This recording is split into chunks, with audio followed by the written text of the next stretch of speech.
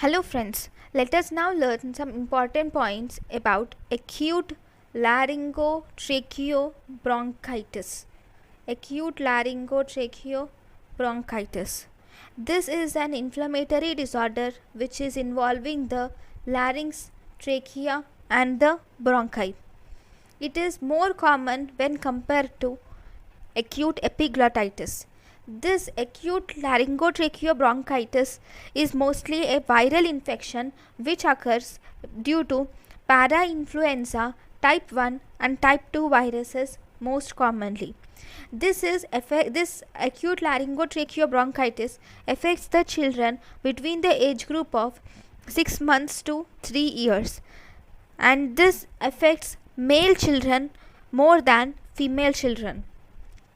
Here it can cause bacterial infection. Secondary bacterial infection can occur from this acute laryngotracheal bronchitis. Secondary bacterial infection is common. Here the loose areolar tissue in the subglottic region swells up, and because of the swelling of subglottic region swelling, it results in respiratory obstruction, and respiratory obstruction causes stridor. So this stridor is also associated with thick tenacious secretions and also crusts.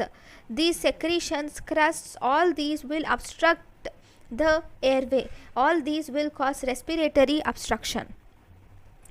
If you see the disease, most commonly it starts with upper respiratory tract infection with hoarseness of voice and also croupy cough. Here the child presents with fever that is around 40 degrees Celsius and associated with dyspnea or difficulty in breathing and stridor. This stridor is mostly inspiratory type of stridor is seen here.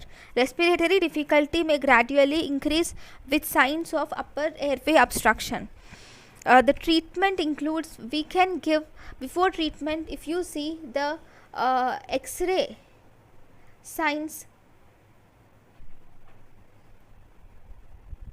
before treatment, in the X-ray you can see the pencil tip appearance. So this is steeple sign, where you see the tip having pencil tip appearance, or this is steeple sign of acute laryngotracheobronchitis.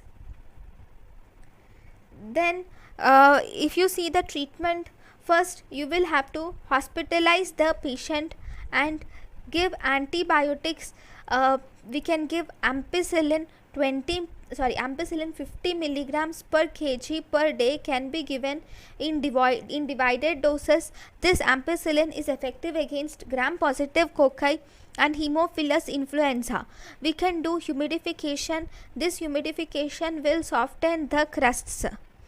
Then parenteral IV fluids can be given in order to decrease the dehydration, and steroids can also be given. These steroids we can give hydrocortisone. This hydrocortisone will relieve the edema in the patients with acute laryngotracheobronchitis. Even adrenaline can also be administered to the babies. Adrenaline, that is racemic adrenaline, is administered via a respirator to the patients. If there is any respiratory distress, then oxygen should be given. If it is very severe respiratory distress in such a way that baby cannot take the breath properly, then we can do either tracheostomy, or we can also do intubation also in the babies. So this is about acute laryngotracheobronchitis. Thank you for watching my lecture. Thank you.